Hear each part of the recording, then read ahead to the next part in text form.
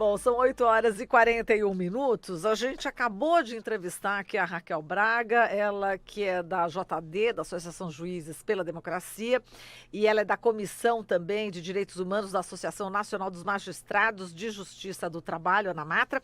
E temos também aqui a Simone Dalila Nassif Lopes, que é juíza titular da Primeira Vara Criminal de Nova Friburgo, no Rio de Janeiro, e também membro da Associação Juízes pela Democracia.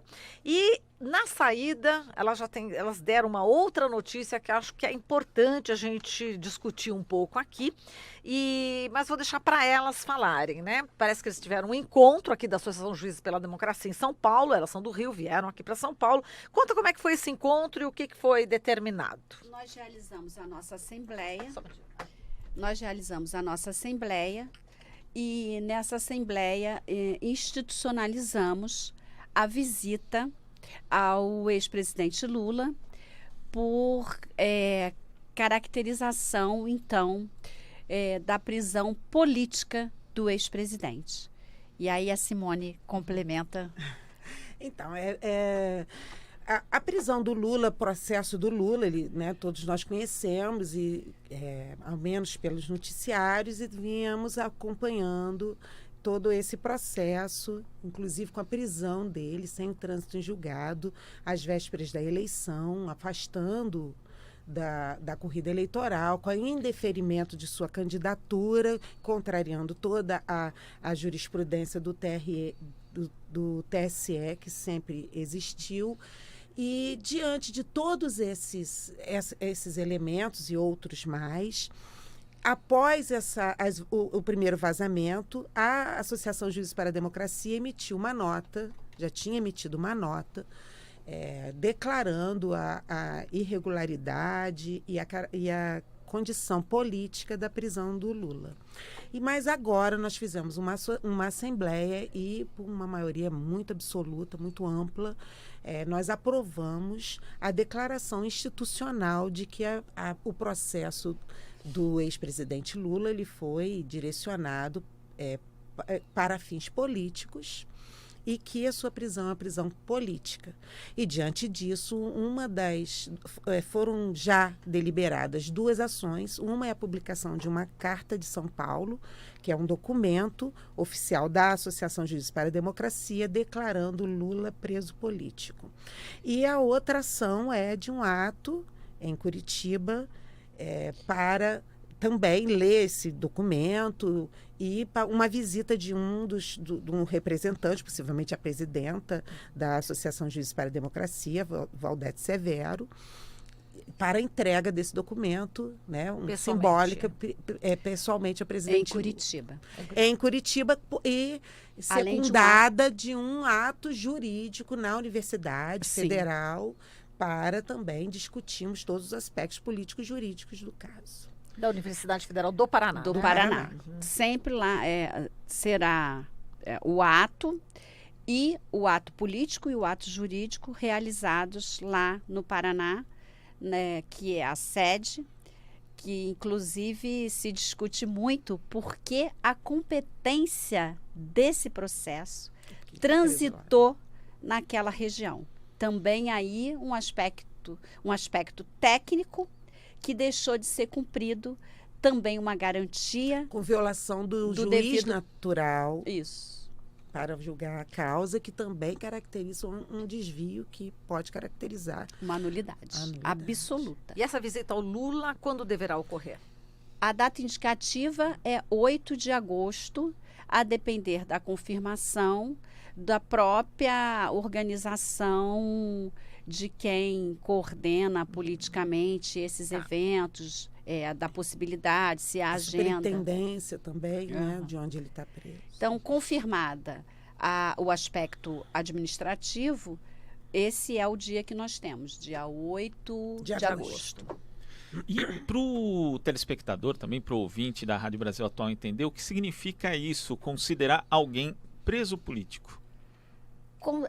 Significa que esse processo teve uma capa de legalidade, mas que essa é apenas uma capa. E os vazamentos dão razão exatamente a quem já denunciava é isso. O direito, ele sempre transita. Quanto mais democrático a sociedade, o direito poderá ser um instrumento de garantias, de liberdades, de direitos fundamentais. Se a sociedade tem a sua democracia fragilizada ou rompida, ou não é um estado de exceção, o que nós, alguns juristas já diziam isso, alguns operadores do direito já diziam isso, vivemos um estado de exceção. Estado de exceção, a exceção é a que está fora da regra, fora do regramento, fora da legalidade. Então, a declaração de Lula como preso político é constatar que essa capa legalista, ela não tem, ela nem a legalidade ela possui. Quer dizer, quando se faz a crítica ao direito positivo, os positivistas foram muito, desde Kant, foram muito criticados porque o positivismo não andava de acordo, a regra não está de acordo com a realidade. Se a sociedade é mais democrática, essa regra pode sim ser uma regra mais condizente com a realidade. Quando se diz que Lula é preso político, significa o seguinte: sequer com o ordenamento jurídico vigente, ou seja, nós estamos aquém do positivismo. Esse aspecto do Lula preso político está aquém do positivismo. Nem sequer a legislação brasileira foi cumprida para se tirar a liberdade de um homem. Mais grave ainda se esse homem era o candidato na eleição presidencial.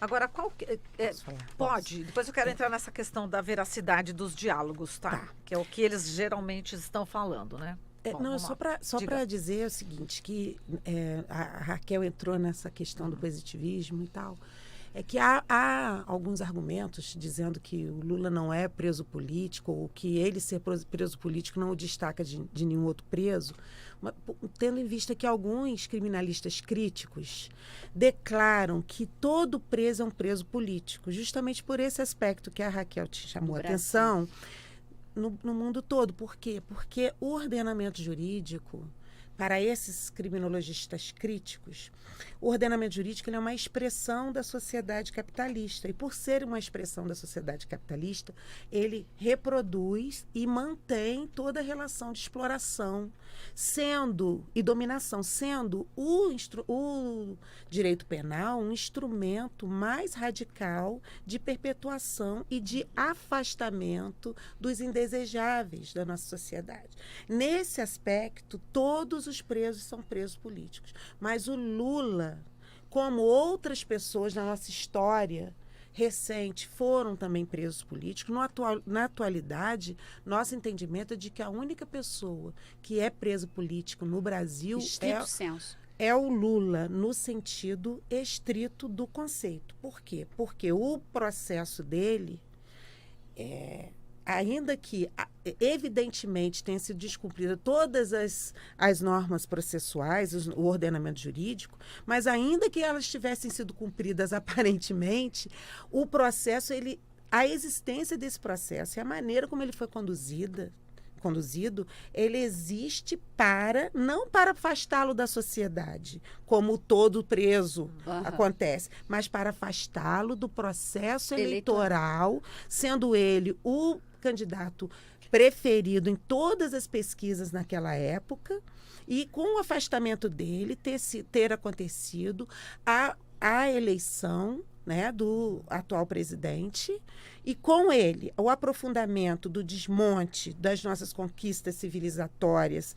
e sociais e destruição, no mínimo, da nossa previdência e do nosso direito do trabalho. Então, essa é a consequência. É uma consequência o quê? Política. Não foi uma consequência só para a vida dele, foi uma consequência para a vida de todos nós. Para a sociedade brasileira. E esse argumento que eles usam, né, o Gebran, Deltan, enfim, todos, né, que estão sendo revelados aí nesses diálogos, né, do Intercept, que sempre falam que, quer dizer, primeiro, né, tem a conversa, mas não tem nada demais, mas agora parece que eles estão batendo na mesma tecla, né? Não atestam a veracidade dos diálogos. O que isso significa? Então, assim, a Raquel também já tinha adiantado aquele momento, A veracidade ou não realmente tem que ser aferida. Se existe uma contestação sobre a veracidade, a pessoa que está contestando essa veracidade tem que colaborar de todas as formas para que essa veracidade seja derrubada. A melhor maneira de se contestar e de se provar a falta de veracidade é entregar os seus celulares. Então, se o Deltan está contestando a veracidade desses diálogos, ele entregue. Nós acreditamos que, nós queremos acreditar que são falsos, porque é para todos nós. Não são normais, não faz parte da vida habitual do juiz. Então, foge completamente. É chocante uma situação dessa. Então, nós queremos acreditar que não é verdade. Constrangedor. No entanto, até o momento, ninguém entregou. E ninguém negou peremptoriamente também. Mas nós temos outros veículos de comunicação com respeitabilidade, não só os veículos alternativos brasileiros de esquerda, não só o Intercept, mas veículos brasileiros e internacionais que estão atestando a veracidade desses diálogos. No Brasil, nós temos a Folha de São Paulo, Estadão, o Estadão, a Veja, que Rádio sempre Bandeirantes foi... também. Rádio Bandeirantes. E internacionalmente, apesar de também existir uma sede aqui, funcionar aqui, o El País ontem atestou a veracidade desse diálogo. Então, se essa questão está sendo... Se a veracidade está sendo questionada nos meios de comunicação, os meios de comunicação com confiabilidade estão atestando a sua veracidade. Se essa veracidade for contestada judicialmente, ela terá que ser provada judicialmente também. E outro detalhe, para que essa investigação, inclusive para reforçar o que eles atestam, eles devem se afastar, para que tenha independência, autonomia e faça, de fato, uma investigação e mostrar precisa. A sua lisura e a sua confiabilidade e a sua lealdade com o processo. Sim. Perfeito. Bom, a gente agradece aqui novamente o retorno da Raquel Braga, ela que é da Comissão de Direitos Humanos da Associação Nacional dos Magistrados da Justiça do Trabalho, ela também que é da JD, como ela disse, e Simone Dalila Nassifa Lopes, que é juíza titular da Primeira Vara Criminal de Nova Friburgo, no Rio de Janeiro, e também da Associação Juízes para a Democracia. Muito obrigada, meninas. Um bom grande trabalho abraço para vocês. Bom trabalho, bom dia. Bom dia.